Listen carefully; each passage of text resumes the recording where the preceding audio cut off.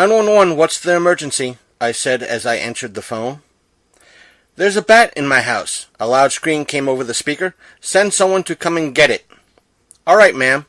I will send animal control over as soon as possible. The caller thanked me and said she will be outside waiting. I pressed the button to dispatch the nearest unit. I sat in my cubicle, doodling with my ballpoint pen on a piece of blank white paper. Being a dispatcher isn't always easy, especially in the middle of nowhere, Montana, with a population of 500. We get random calls about bobcats, bison, and bears coming in the front yards, teenagers prank calling because they're bored, and of course, the regular hunting emergencies. But all of this is few and far between. Sometimes we could go hours without getting a call, which made it hard when you worked the night shift alone. Kara, I heard my straight-laced boss say as he came down the hallway. I'm here, I yelled back, still doodling on the white paper. I could hear his staggered footsteps coming my direction. Oh, hey, he said, popping his head around the corner. I'm leaving. Do you need anything before I go? I think I'm good. I held up my now cold coffee. I'll turn off the rest of the lights then. Have a great night. I heard the sound of the lights turning off down the hallway. It's those fluorescent lights that make a buzzing sound whenever you're under them. I hated when they get turned off. Everything gets so silent. Being in this building at night, all by yourself, the imagination can get the best of you. I sat at my desk and looked at the 7 computer screens. On one screen, I could see exactly where the emergency responders were located at any given moment. I started memorizing the street names in our designated area. At this time, nothing was going on. It had been a very quiet night. I took a sip of my cold coffee and started jotting down my grocery list for the next day. At this point, the coffee was only doing so much to keep me awake at 1 a.m. What do I need? I asked out loud and wrote down that I needed chicken, vegetables, toilet paper, wine, multiple bottles of wine. I finished making my list, folded it into my jeans pocket. A beeping sound started coming through my headphones, meaning someone was calling in. I looked up as a name and number flashed on the screen in front of me. 911, what's your emergency? I said clearly to the person on the other line. I need help, a child's voice said. What's your name? What can I help you with? I said back to the frightened young girl.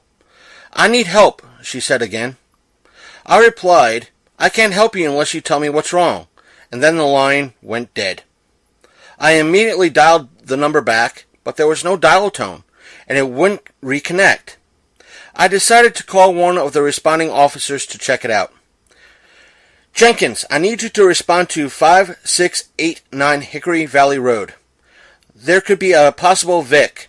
I tried calling her back, but I got no answer, I said into my headphones. Thanks, Kara. Hope you're having a good night all by your lonesome. He started laughing. What are you going to do all by yourself in that little cubicle of yours? You're an asshole. As a matter of fact, I'm having a great night by myself. Keep me updated, I said back. Roger that.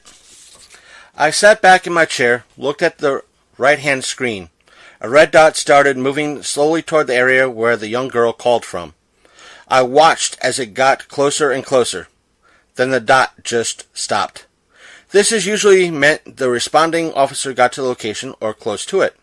Our map showed streets, but it didn't pinpoint the exact spot. As I waited for Jenkins to call me back, I took another sip of coffee. I watched the clock as it slowly passed, second by second, minute by minute. I was about to ring him back when the computers lit up. 911 dispatch, what's the exact location of your emergency? I looked up as the name and phone number flashed on the screen. This time I said the name out loud. Olivia Taylor. I tried calling you back, but we couldn't get an answer. A responding officer should be there shortly, I said fast, but in a stern manner. Why won't you help me? She whimpered. I heard her crying on the other line. We're trying to help you, Olivia. Someone should be there any second. I promise you. Can you stay on the line with me? I said while trying to get my shit together. Closet! You can find us in the closet! I could hear another distant whimpering that wasn't coming from the Vic on the line. Olivia, is there someone else with you? My heart felt like it was going to fall out of my chest. I have to go. He will hear me, she cried out. Who will hear you, Olivia? And the phone went dead again. I looked at the map and noticed Jenkins' spot had not moved. Growing concerned, I called him back. The phone rang and rang, but he finally answered. Jenkins, he said with authority. Oh, thank God. I took a second to catch my breath. My heart was pounding a mile a minute. What, Kara? What can't you handle being in that place by yourself? You have to call me all the time. He tried to make a joke, but soon realized I wasn't playing around. What's going on? Are you okay?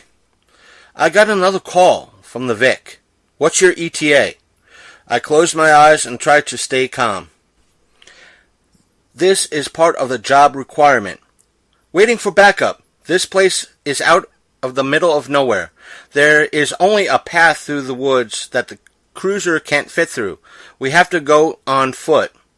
I should only be another couple of minutes. I took a look at the screen. I could see 2 dots moving closer to Jenkins. Call me once you get to the property. She's hiding in the closet. I believe there is someone else with her, I informed him. Thanks for the update. I'll call you once I reach the site. And he hung up.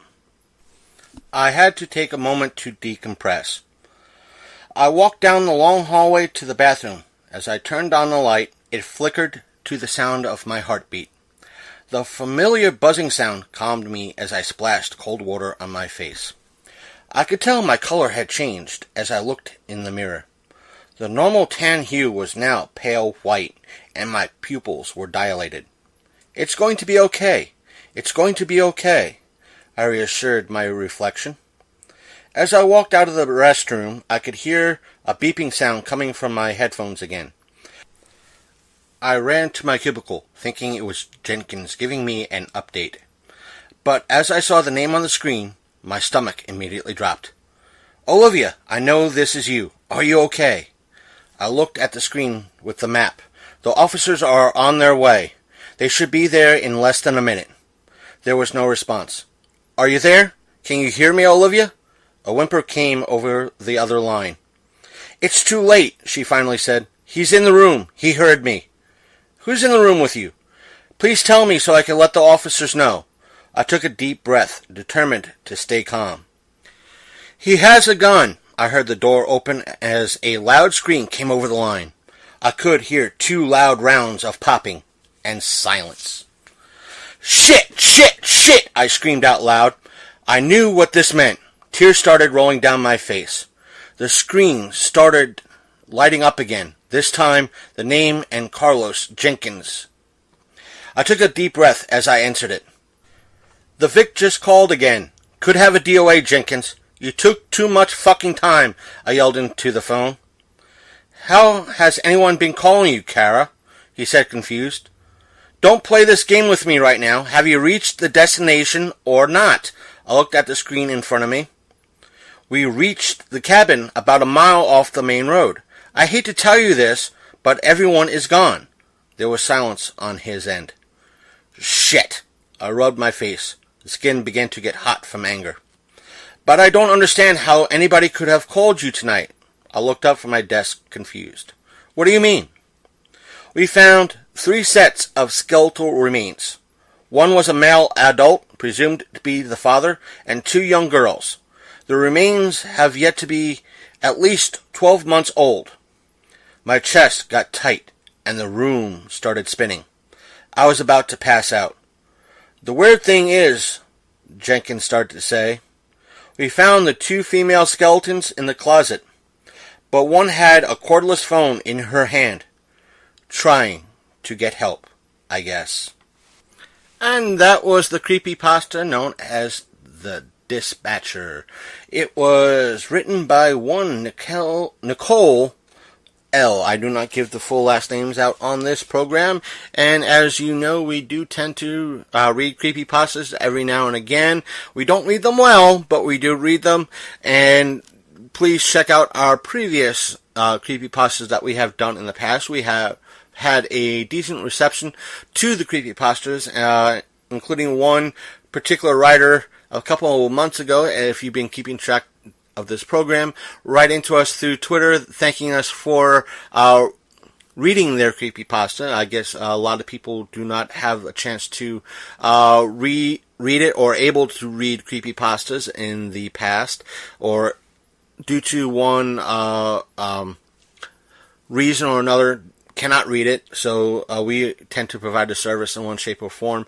So I hope you enjoyed them, or enjoyed this particular creepypasta, and if you did or did not, or if you like us to cover a particular story or something like that, please contact us at our email, which is longcoatmafia@gmail.com, or you can message us through Facebook, and while you're there, you can also like that page, and that is facebook.com/thelongcoatmafia.podbean.com. Oh, shit.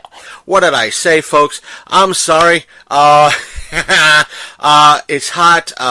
I don't have my fan on right now, because if I had my fan on to keep me cool while I did this, you would hear a bunch of fan noise, and that's not good, not cool for you. Our Facebook page, where you can leave a message and message us and like our page, is facebook.com/thelongcoatmafia podcast. So please, while you're there, like it. We do tend to post articles and share articles to everybody there that might not be aware of what's going on when we can, and we do a brief little commentary on them. You can also reach us through both Instagram and Twitter. We tend to be a little bit active on Twitter more so than anything else, but still you can interact with us on both platforms and follow us on both platforms by searching the username Longcoat Mafia. So again, while you're there, you can see what we tweet out and interact with us, and see what we're doing on Instagram. So there's that, and we're going to try to do some more live stuff on Instagram every now and again, in a way to show you where we are, what we're doing, as well as our Facebook page. And we're going to be posting some more videos, or at least try to, on our YouTube channel. Please, while you're on YouTube, just search for Longcoat Mafia Podcast, and we will come up, or at least our channel will come up. We do not have that many followers yet on YouTube to warrant in essence, a official name for, or at least a /Longcoat Mafia Pod type ordeal in reference to YouTube. But the link to it will be in the show description below, as well as the proper credit for the creepypasta. And as always, you could listen to past episodes going all the way to the beginning by either going to our website, which is thelongcoatmafia.podbean.com, or using the Podbean app if you're on the go. Speaking of which, if you are on the go, you could either catch us on either Apple Podcasts, or for the time being, until Google launches it, the Google Play Music Store, or if they have launched it by the time you listen to this, Google Play Podcasts. Either way, it will bring us up. We would be more than happy if you subscribe to either or.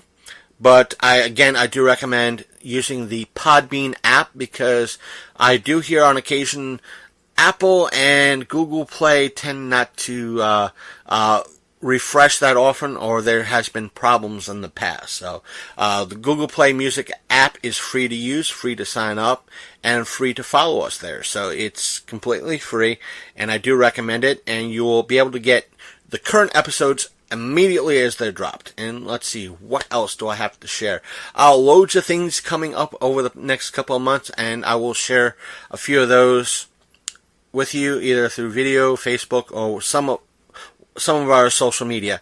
So, but still, if I'm going to ask all of you to either, if you want more content from us, to either follow us on Facebook or follow us on Instagram and or YouTube, because we might, depending on what we are doing, there will be either a Facebook exclusive Instagram exclusive or a YouTube exclusive, depending on what we find and what we choose to post up, because sometimes we're able to post things to Instagram that we can't post to Facebook, vice versa, and the same thing goes with videos. Sometimes we're able to put stuff on YouTube but not Facebook. Like as of this recording, we have a film theory that we are going to be posting up that's going to be a YouTube only exclusive due to the size. So there's that, and that's it. So speak to you next week. It should be an exciting episode. We'll be celebrating our 3rd anniversary next week. So take care. This is the Reverend Godfather, the show's main host and frontman, saying good night, and I am out. Take care. See you next time on the Long Coat Mafia.